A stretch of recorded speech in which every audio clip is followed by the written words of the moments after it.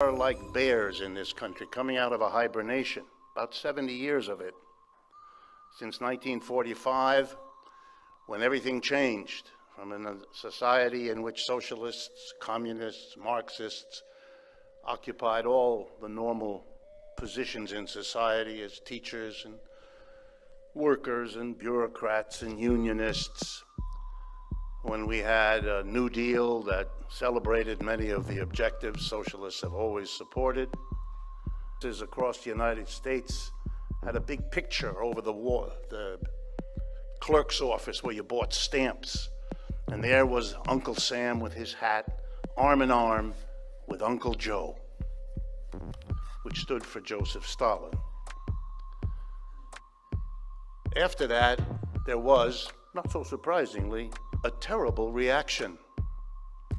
The business community and the right wing in America was horrified that for the 1930s, we had had a program of raising taxes on corporations and the rich in order to fund the creation, for the first time in American history, of Social Security, unemployment compensation, the first minimum wage, and a public employment project that hired 15 million people. The rich had to pay, and the mass of the Americans got the benefits. This was so horrific, it freaked out the forerunners of the Koch brothers. And then an alliance with the Soviet Union finished off whoever wasn't freaked out already. And so in 1945, everything had to be undone.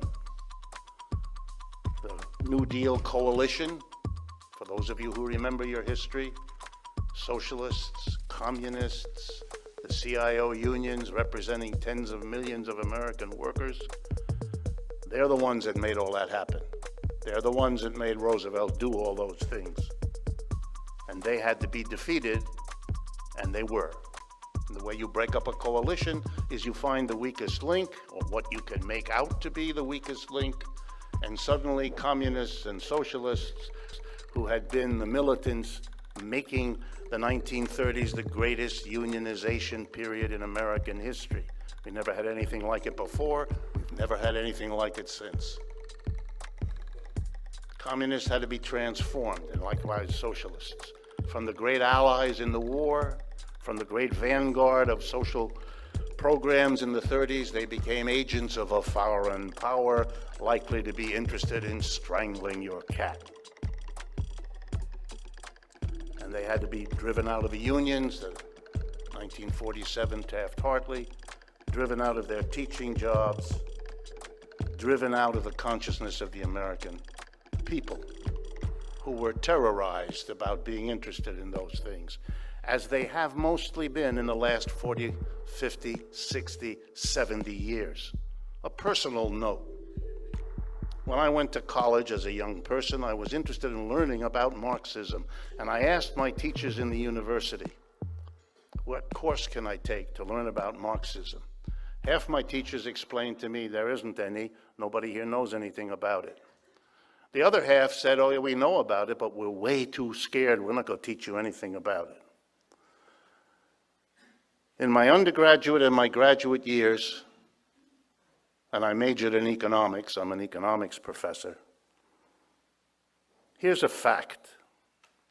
No one ever in any economics course assigned me one word of Karl Marx. Is that because he had nothing to teach us? Don't be silly. They were just afraid. 75 years of fear. There's nothing smart and nothing excusable in any of that. Oh, and let me mention, since it might be of some interest to you, the three schools I attended were Harvard, Stanford, and Yale. And if they don't have the courage, what can you expect from Eastern Kentucky?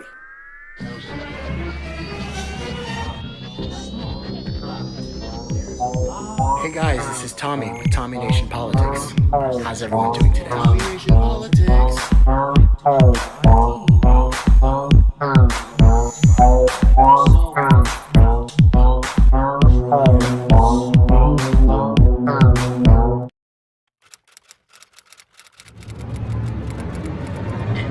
Storytime by Tommy Nation Politics.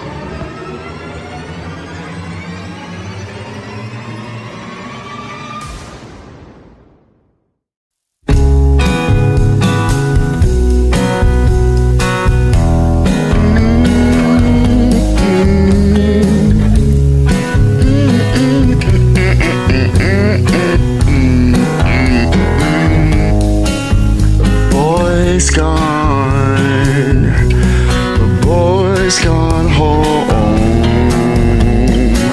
the boy's gone, the boy's gone home.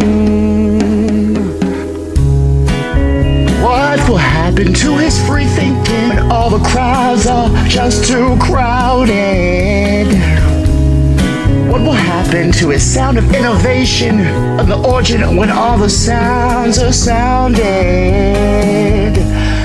Well, this could be the end, but now let's not give up on each other just now. Let's just be happy now. The boy's gone. The boy's gone home.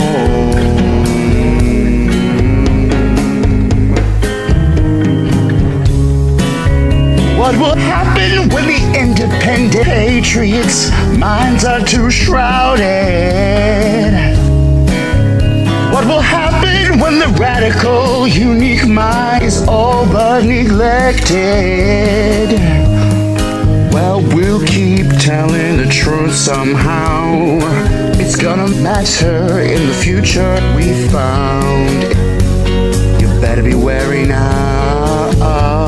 The boy's gone. The boy's gone home. Boy's gone. One look and he is gone. Oh, oh, oh, you. I'ma say it. This is something else. I'm saying this is something. This is something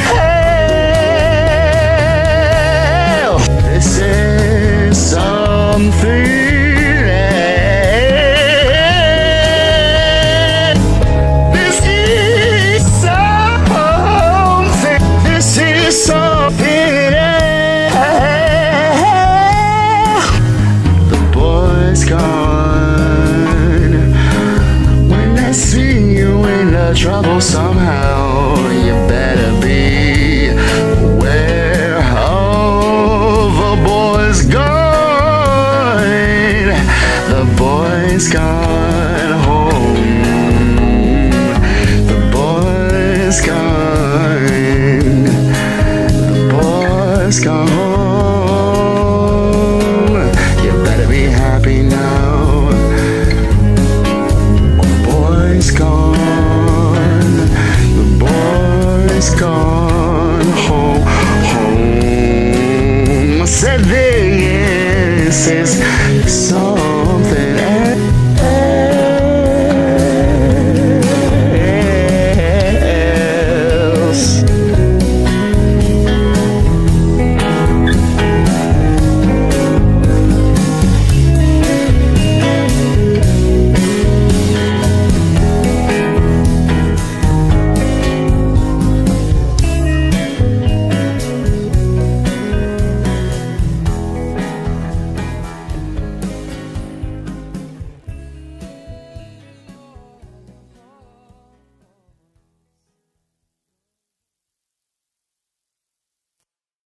Free thinking, innovative, and totally open-minded.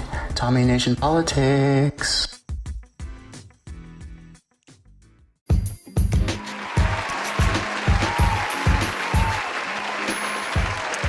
Hello?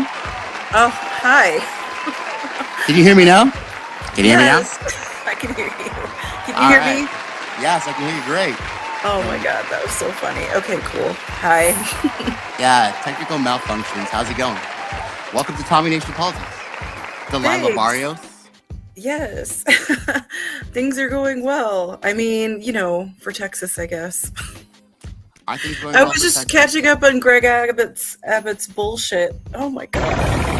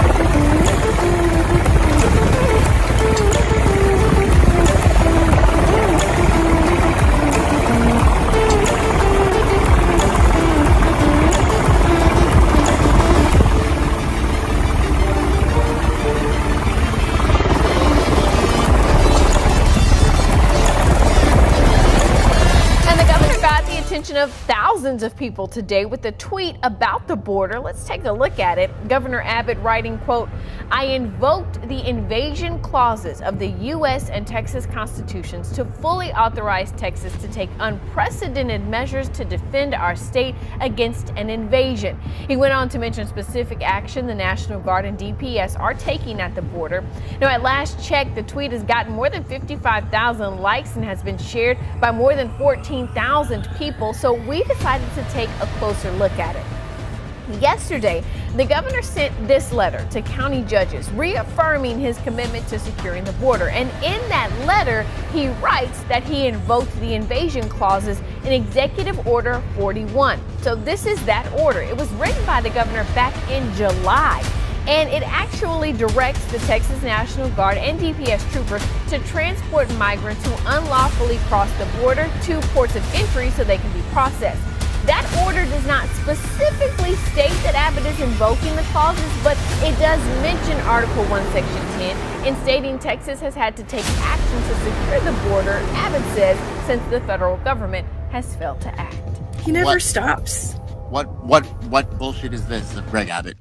Oh, he's like, I'm going to use the National Guard to protect our borders. And oh my God. Yeah. Meanwhile, busing migrants to other states. It's very frustrating. But yeah, things are okay, I think. Well, I mean, I don't think so, because November 8th happened and Abbott's reelected, so it's not good for Texas. I mean, it could be worse. It could be Beto. Who do you think's worse, Beto or Greg Abbott? That is a hard question. It's like, do you prefer? It's like a shit sandwich either way. In my opinion, that's how it feels. Like, both are bad for.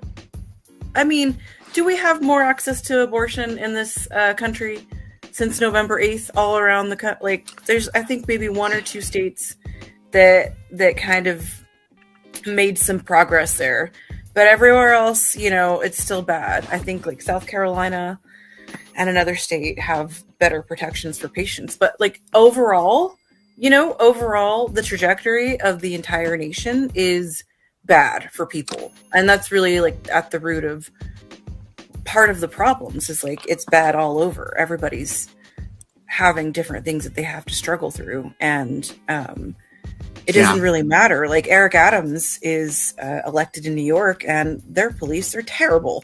And there's no, there's a large population of people that are houseless, and it's all over. There's so much going on. So I get what you're saying.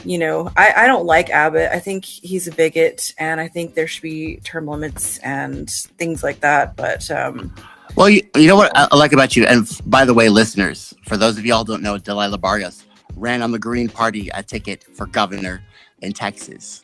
You got some good votes. You got what? 2,000 votes? Was it 2,000 votes? 1,000? What? No, there was like 31,000. 31,000? Yeah, but listen. We only had $8,000 that we raised, and we spent almost 4 of it getting our name on the ballot. And one of our other Green Party candidates, who was running for land commissioner, did not pay the fee. He refused to pay it, and so his name got on the ballot anyway, and he got over 100,000 votes. So, I mean, I'm looking through like your website, and it's nothing like these Democrat Republican fucking propaganda filled websites where like, we are going to give you clean water, we're going to restore the right to vote, we're going to restore the right to democracy. It's like all of your donors are like individual contributors. That's super nice. And you really do care about like the working person, because you are a working person. And so like literally, how did you even get on the ballot being a working person? Because this is I'm not so stuff. Tired. This is not stuff that it's conventional wisdom, social norms. Where's your Pfizer? Where's your Pfizer donations? Oh, good Lord! You know what? Pfizer probably has me on a list somewhere. I mean, they all have us on a list somewhere. Some of my fellow hospital workers led a protest in regards to the vaccine mandates, because we were, you know what I mean? Like it was just, so they probably, they would not be donating to me at all. And also, so you were mentioning, you know, the Green Party ballot line, you're not supposed to take a large, you're really not supposed to take like any corporate money at all. And that's kind of like a double-edged sword. Like on one end, you know what I mean? Like that's great because you have that integrity. But on the other hand, it is hard. It is very hard because, especially, you know, with climate breakdown and living through late-stage capitalism, I mean, at this level of human suffering, the fact that people were still so motivated and inclined to donate, you know, these are people who are working class and are not usually very privileged, and they consider it their like civic duty to continue keeping Green Party alive and keeping our values ongoing. So yeah, it's really hard because all of the connections that we made through this campaign were, you know, from that same line of thinking, you know, like we have to preserve democracy. You know, it's not great, but we have so little to work with, so we'll work on that, you know. But obviously, I've always been somebody that supported, you know, non-political movements, specifically because the working class needs to be activated and they need to be mobilized outside of politics, and that's really important. And I think that part of what I did specifically in the state of Texas, it's very difficult. It's a challenging place to organize because it's so big and diverse. But I had that, like, I devoted my time and my energy to people, and I spent time talking to them, and I looked at what the situation was for most of the people in those areas, and we really tried to just do impactful things with the community.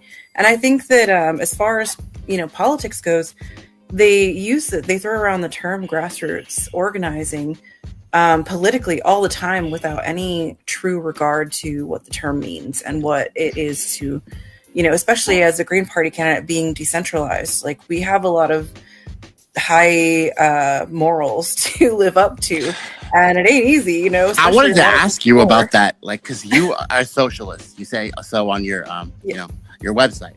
How does it feel watching the left wing push for vaccine mandates? How does it feel to watch the left wing? People say that they're the left wing.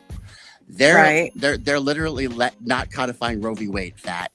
You use the push-ups, Jack. They're literally not legalizing marijuana. This left wing, and then like you know, like you say you have high standards. Not taking corporate money is just like the first standard. These people, these Democrats and Republicans, they can't even do that.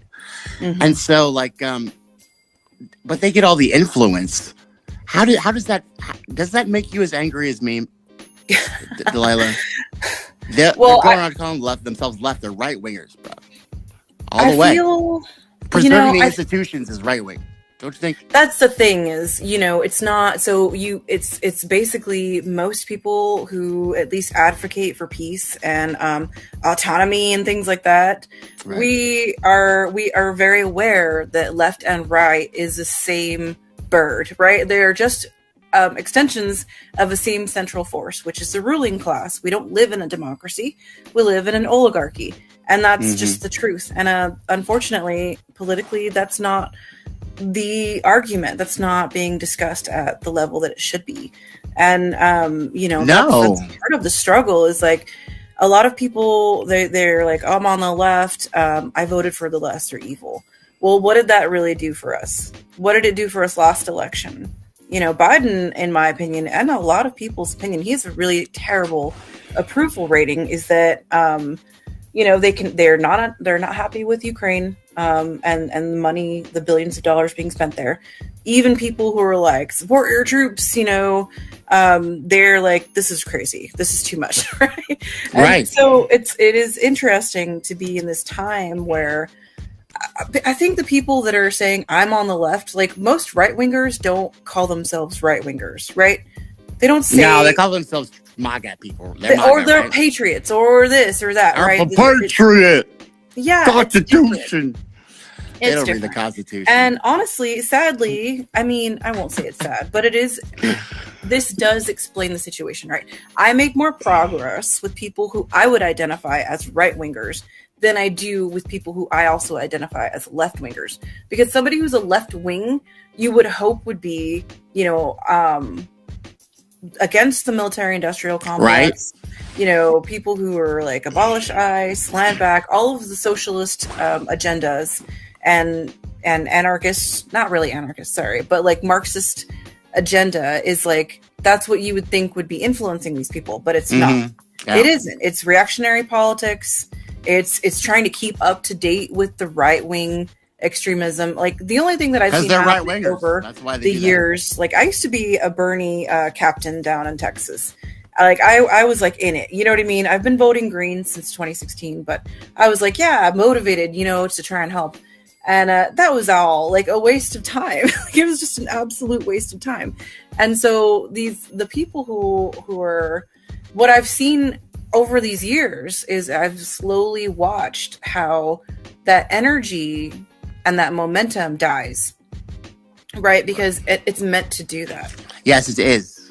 And that's, I had to get to a point where I saw that. And a lot of people just have to be willing to see that. And, there's only so much people are willing to move. And I think when the world is as messed up as it is right now, they're not inclined to do so.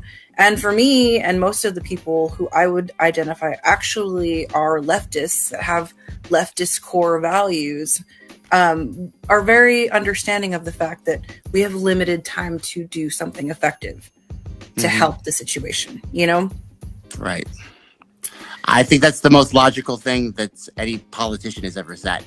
It's certainly more intellectual than, you governor, Abbott, you need to do something. Governor, you're not doing anything. Beto O'Rourke, what has he ever done? So you and I, we're from Texas. We know these guys, these bumpkins, bless their hearts. Beto O'Rourke has been stumbling around from place to place, trying to get elected as a senator, I mean, the Democrats literally are they're just putting up faces now, empty faces. But the Republicans are neck and neck with them. Yeah. Like, oh my God. And don't forget that the Democrats did fund a lot of the right wing, election deniers. Right. That was part of their strategy. They admit it. And that's the problem, right? They're in competition with each other for the same resources and the same approval of the ruling class. As long as they're along their lines of oppressing people and keeping us from being liberated, then they're going to be well funded. And so I think that really has to be the line in the sand. I think that I think even people who are like, I'm a capitalist person. No, you are not. You have a small business, or like you have, limited means and resources. It's just like grassroots. It's just like grassroots. That's what all that means. It means like you said, they just throw around these phrases. They have no idea what they mean. Right, and that's part of the issue. Like, we're living in this fantastical, like, horrible capitalist realm. Yeah, where like things don't. None of it means anything. None of it means anything. They're all just literally being bribed by the wealthiest. And the propaganda. Elite. I mean, just yesterday, right? Apparently, with the attack on Poland, the media just eats it up without verifying anything. And I was trying to make this point on another discussion that this is the all-time lowest trust rate of the media in recent times of the American population. Like, nobody believes anything anymore. I hope not. I hope not. Well, point, I hope not. But even reality, that's the issue. That is a problem. Like, I can't. That's where I have a hard time with the right wingers. Is they're like, climate change isn't real, and you're like, listen, what? And then you've got the Democratic establishment with their piss poor goals and their lack of foundational research. They're not even trying anymore. They're not going to do it. Whatever you ask, they're not going to do it. They don't care. They're not until we get the votes. They're climate deniers. With their lack of action and lack of initiative, they're climate deniers. George W. Bush. Okay, how long have you been in Texas? Since the beginning of time. Yeah, nice. I was born in Michigan, but yeah, almost my life. Okay. It's a big place. You can't get out of here. It's designed that way on purpose. But yeah, so George Bush, when he was governor of Texas, initiated the wind project. Right. That rehabilitated, openly stated, that they invaded Iraq for no reason. Is the person who's responsible for legislating that wind could be well done in this state, I guess. And it's like, you think about that, and now you hear the Republicans in all elected office, and they're all saying exactly the same things. Right, like their message is the same, and the strategy is the same. It's anti-woman. It's anti, everyone who's BIPOC and pro-war. What's BIPOC? What's a BIPOC? Oh, Black, Indigenous, people of color. Oh wow. Yeah. Well, because it's more inclusive of all of us. That's tight. Anyway. I don't like. See, I mean, it's just a little thing, but I noticed that, we are, because we're left, we're very empathizing. But all of these phrases to me, it just echoes back to, like you said, they have one unified message. It all just sounds like that unified message. Oh yeah, like that to me. So that's why I trip out when people are like BIPOC. Oh my god. But I don't think that it means whatever they're doing. And that's the other thing. So. It's like that probably reaction that you feel is likely manufactured from who knows, right? Like, it's probably manufactured from where's your media coming from? What are you listening to? Right. And I listen to these guys all the time. It's horrible. So I think we've identified the major problem is the Democrats and Republicans. The biggest problem though is that 5 million Texans or so. How many people in Texas? Majority of the Texans, they got out of bed, went to the polls, voted for Abbott, and voted for Rourke. Yeah. They spent their time. They thought they got a sticker. They thought they accomplished something. What they accomplished was nuclear war. What they accomplished was autocracy. What they accomplished was tax cuts for the rich. What they accomplished was less liberties for us. And the message is that they're good people. And they stayed home to help the grandmas. And, you know what I'm saying? So how do we develop a better message? Or do we eliminate these people by violence? Those are the only two options, huh? I don't know. No, listen, I do think that that's a very important question. Because through this run, I had a lot of conversations with people and I was like, I don't care about the messaging. I care about the action, right? Because what are you going to do when all of these people, they come by and they're like hopes and promises and, we're going to fix all these things. And there's no intention there, right? There's actually no solidarity behind any of their words and any of their movements. So, and we're very propagandized in this country, especially in Texas. And so I think although a message might be important, I think the reason behind the message is what's more important. And when you focus on that, you'll be able to understand why you do have more alignment with more working class people than probably what's shown online, you know? Yeah. We have a huge... Sure. I mean, I'm so grateful for independent media. Obviously, I don't think I would have gotten any interviews at all. So, Delilah, what would you do? You're talking about a plan. What would be the first 3 things you would do if you were governor? Like, what could you do? How could you make that impact? Well, my 3 things, and again, like, we're seeing the abuse of the executive order and abuse of power. And it's like, if somebody had been elected, such as myself, to use that benefit for the greater good, it would have been nice, because I would have made sure that healthcare was given to all, because if you cut out the insurance companies, you're already saving people stress and money, and you're saving people's lives. So that would have been number 1. And then legalizing recreational marijuana. Because could the governor do that? Could the governor do that in Texas? Yeah. Okay. Yes. And then let's see.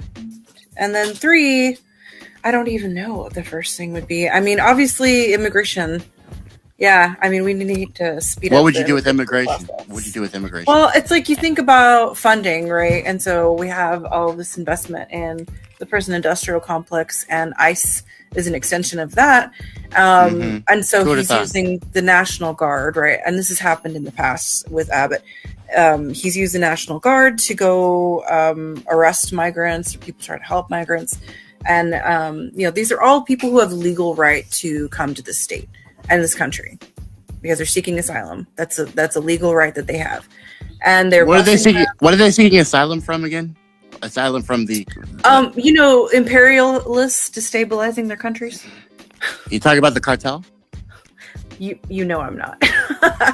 The cartel of the United States government, or what are you talking about? I'm just talking about like these, like they're always, because asylum is like safety from another country, right? I'm just trying to analyze this. So a lot of people are coming because of the dangers of their own, and the dangers are the cartel. I'm pretty sure, right? Or the corruption of their own government. What are they seeking asylum mainly from? Do you know?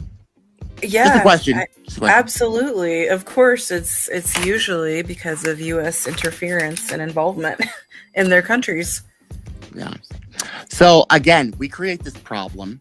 The Democrats and Republicans, they run on it, and so bipartisan. How does it ever get fixed if it's a talking point? It's a fixture. It's a kitchen table issue. Yeah. So So like, what would you do? I'm sorry. I was smoking some weed. What would you do with immigration? There's a lot of resources that get spent on this, right? And then, of course, we're just enabling the police state to be more and more violent. That's the funny part. Untold abuses and horrors to people in detention. Exactly. So, I mean, not only is it... We can't call ourselves peaceful people when we perpetuate violence. We're more peaceful than Putin, okay? I'm not more peaceful than Putin. I can't. I don't even know. You know how people just get all worked up and they're like, "Well, Putin." And it's like, listen, I'm trying to work you up here. Have that conversation. I'm not doing it because you would be in danger from the liberals. They would, And I met Putin Jill Stein, and she's such a lovely person, and everybody was always just giving her such a hard time. You're a Russian propagandist, Jill Stein. You're against America because you talked to Putin, and then it's like, okay, well, Putin talked to Trump and every other president as well. Like, she was just going on. You shouldn't even talk to him. And it's just like Hillary Clinton really found her a threat. She really did. You could tell. They really got emotionally invested in making her the villain, and so it's just when you talk to her, you're just like, what a wonderful, sweet person. I have no idea. I agree. So crazy. She's very smart. That's she's probably what got her. Yeah, that Putin shit that has Hillary Clinton's fucking smell all over it. I really has been going on. I would just not vote if you know what I'm saying? Like if Hillary Clinton were the only option on the ballot, I just wouldn't vote. And I'm not the only one, I mean, that's why Trump won. Did you Yeah. hear? Did you hear? He officially did his re-election. He thought he was gonna have a red wave. Turns out, he's like, yeah, he hails it in with the fucking red splash. I'm gonna be running for president. Ta-da! Well, so okay, As a I moron. talked so much trash about Biden in 2020 that I got added to Trump's emails. I'm not proud of this, Don't you love it when but that I do happens? think it's a little funny You control them both. because I got to see their tactics. I got to see their methods, you know, and it's like that. It's like that religious chain mail. Like that's basically what it seems like. I think. What's his name? Oliver. Wow, I can't even remember. I haven't watched his show in forever. He's on HBO, and yeah, it's like a scam basically. So they're like, if you give us money, we'll protect you and your family and stuff like that. It's all fear mongering, and it's very effective at fundraising. Sadly. Right. Which is part of the problem. But yeah, I think, Exactly. you know, obviously we should just abolish ICE. They're defunct. You know what I mean? I think we should abolish NATO as well. I don't think that any of these are all, in my opinion, waste of assets. It's a waste, you know? And it doesn't actually help. It's doing exactly what it's programmed to do, I guess, which is to protect the property of the rich and maintain the status quo, which is why Joe Biden did the crime bill in 1994, right? Isn't it funny how the president who did the crime bill is in control of the biggest police state our country has ever seen? Yeah. And the Republicans just renew the Patriot Act, you know, by fucking default. Makes me wonder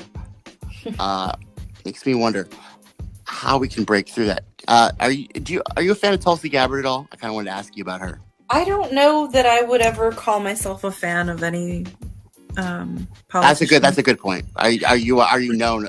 Did you know her? Do you know about which she I left mean, the I Democratic think Party? I've heard a few of her statements in the past. She has a very And I find her to be complicated. Yes, but don't you love that? That's a real person. It's not a talking point. I imagine that is what people do like about her. You know, I agree with you though. She's got some weird ass It took me a long views. time to figure that out. Actually, I think what people are attracted to is your energy and your intentions. They are attracted to that kind of like what do you spend your time and energy on, and is that something I view personally worthwhile? And most humans, like if somebody's just at least speaking out for themselves or what is perceived as speaking out for others, then they're inclined to believe that and follow and support. You know what I'm saying? Because a lot of us are programmed to not speak out. We're, a lot of people ever since I was a kid were like, I can't do what you do. How do you do that? Like, how do you stand up for yourself? How do you handle? And it's like, I don't have any, like, I'm a survivor. I don't have any other instincts, It's besides Darwinism. that. It's Darwinism. Survival of the fittest. Darwinism. It's a lot. I think, a lot. yeah. But why did you bring up Tulsi specifically? Well, it's just funny because, would that be the kind? I would always think that Tulsi Gabbard, as individual and unique as she is, she's really had, she goes. The thing that attracts me to her is that she goes with her principles and values. She's always talking about regime change war. She's got a strong anti-war stance. I like that. And then whenever she's wrong, she'll apologize. Mm-hmm. But so I think that's very human. Yes.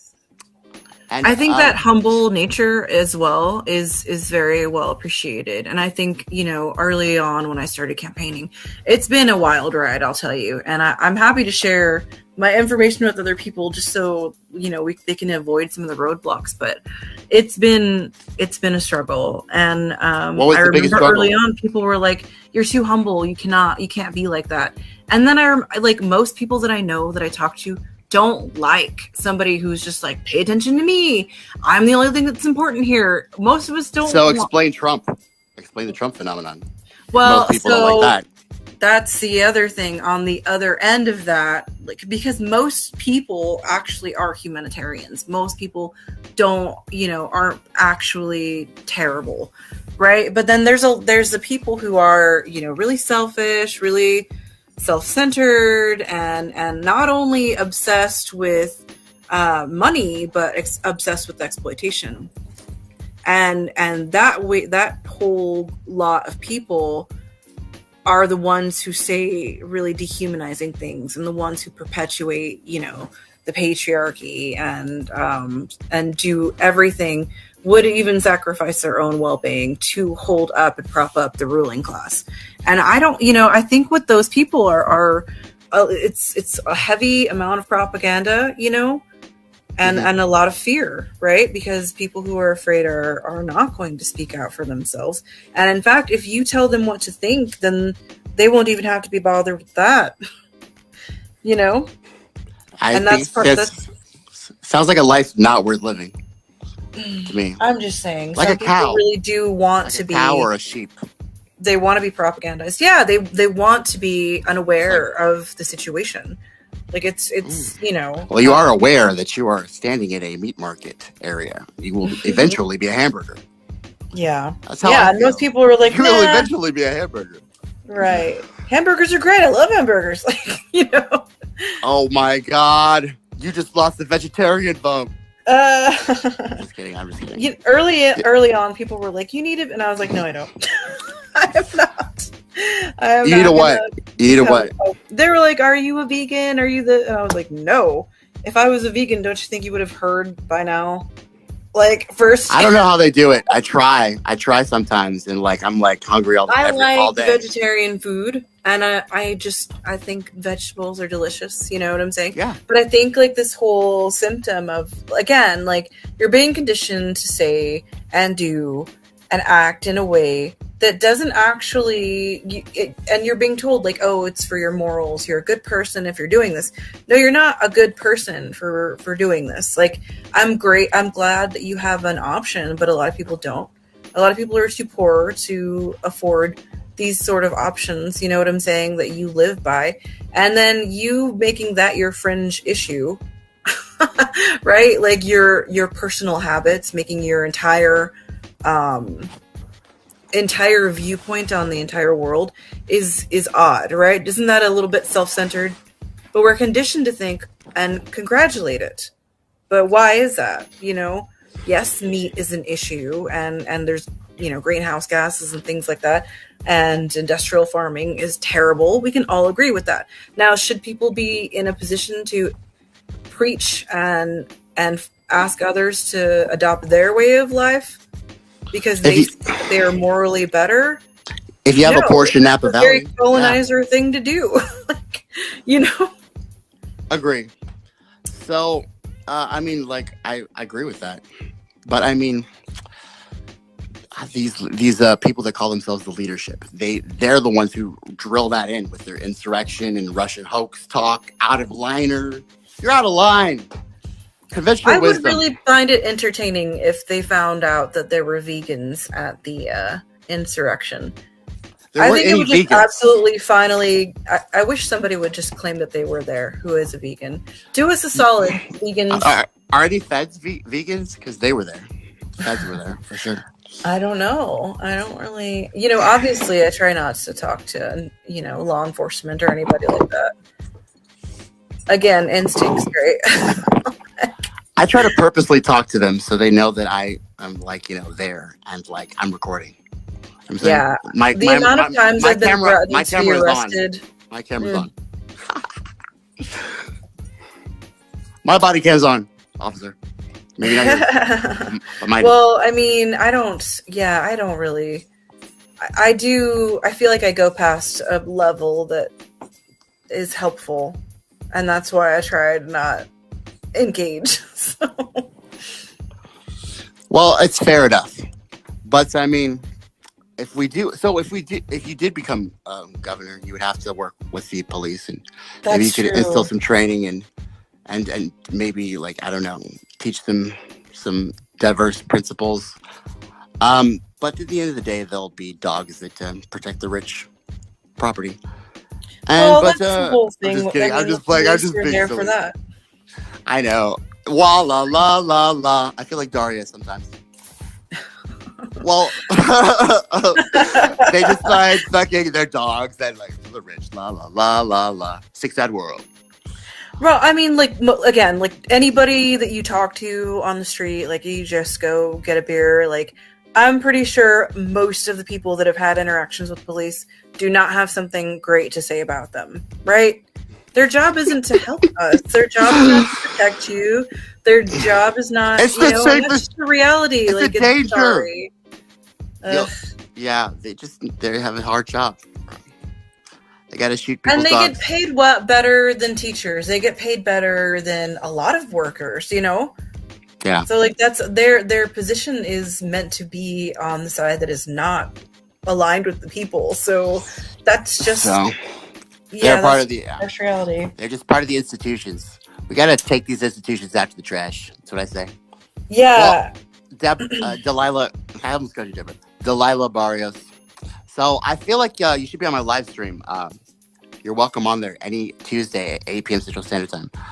I have to cut this short. I wanted to ask you one more question about the. What was it? God damn it! Oh yeah. Oh, we'll get to that. Actually, we'll have plenty more conversations. I'm sure. Hopefully, you won't be afraid to reach out. I'm definitely gonna. You should run again. Are you gonna run again? That's probably my last question. I think that was my last question. Are you gonna run again? Oh, you know, that is not on the agenda actually. Why not? What are you gonna do now? Oh my god. Yeah, no, I'm trying to organize some community defense projects and doing just a lot of mutual aid as much as possible. And I'm trying to get a bunch of moms to boycott Christmas. Like, that's the most Grinchy thing I could do. But I'm a big supporter of a general strike, and I really think that a Christmas boycott would be beautiful. Because, you know, like, my kids particularly don't really care about... To boycott Christmas? Things. Like, yeah, they like video games or, you know, whatever. But at the end of the day, like, it really upsets them that, you know, their forests burning down and... Brazil is like losing half of the rainforest at an alarming rate. You know what I'm saying? Those things actually bother them, and a game isn't gonna solve that issue. And so, in a way, it's kind of like an empowering thing. I'm trying to empower young people to. I'm all for empowering. Well, hey, how about we get together, us real leftists? Oh, sorry, I was talking over you, but how about we get together sometime in Texas? We have a problem. It's called the marijuana prison industrial complex. So most of these cities, you know, Waxahachie, Hillsborough, they wouldn't even exist if it wasn't for prisons, state troopers, and people that have marijuana that are driving from Austin to Dallas. You know what I'm saying?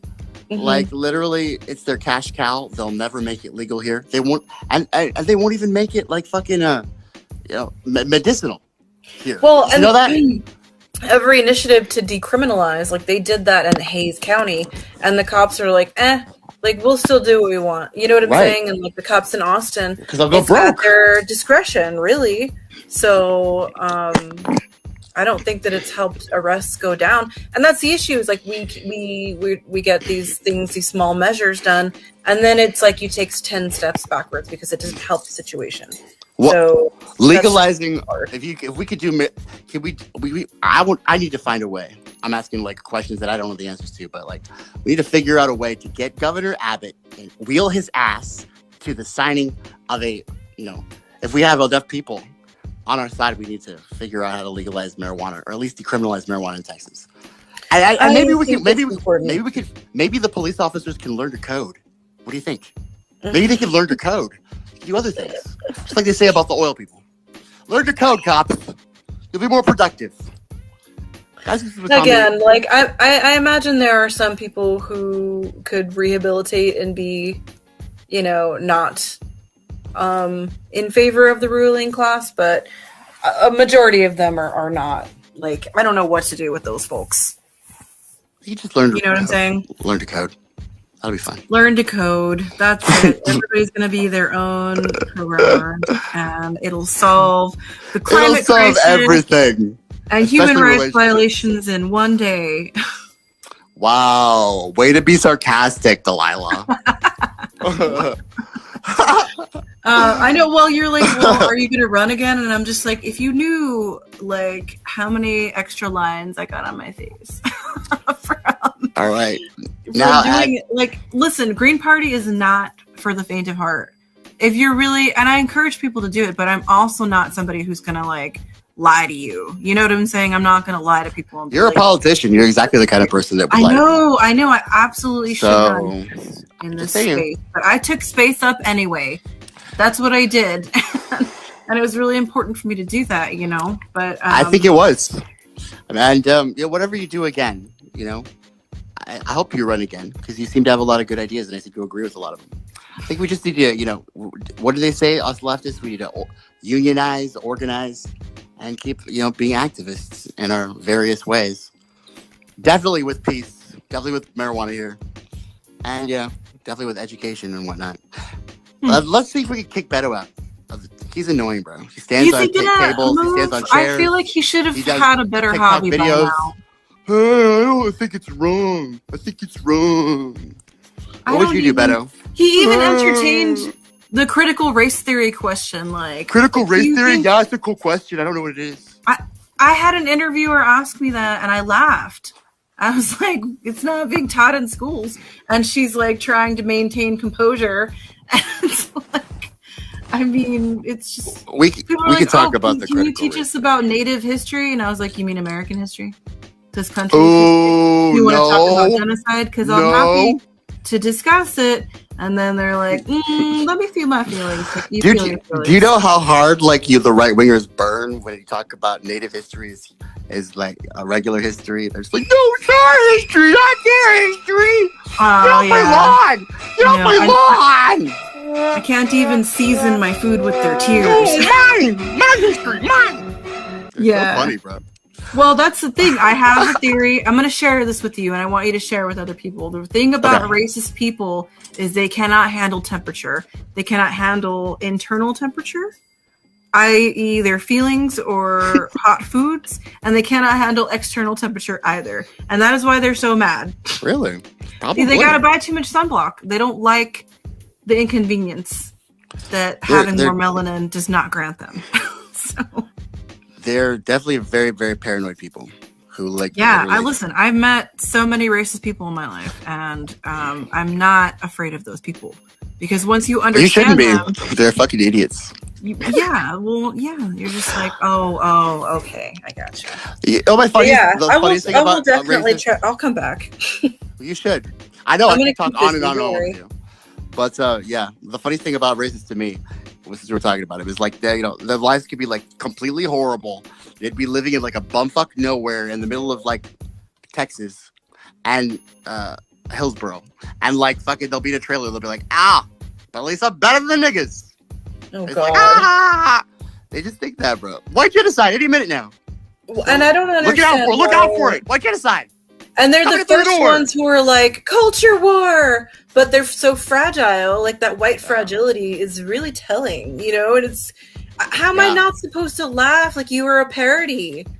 If you It's funny, right? It's just funny now. And I can't, you know, people are like, you need to do this, you need to do that. And I'm like, I am not watering myself down for people.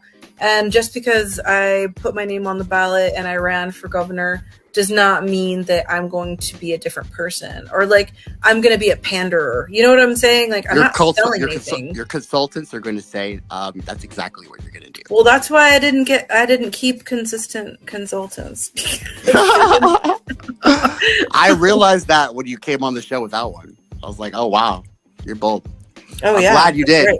That's how we do, Tommy. That is how we do in Texas. Yep. Guys, this was Tommy with Tommy Nation Politics. Free thinking, innovative, open-minded with Delilah Barrios, who ran for governor of Texas. Got a pretty good amount of votes. We'll work on it. Maybe if you run again. But I'll talk to you later on. Have a great day. Good to meet you too. Take care. Thanks for coming on. Bye. Mm-hmm.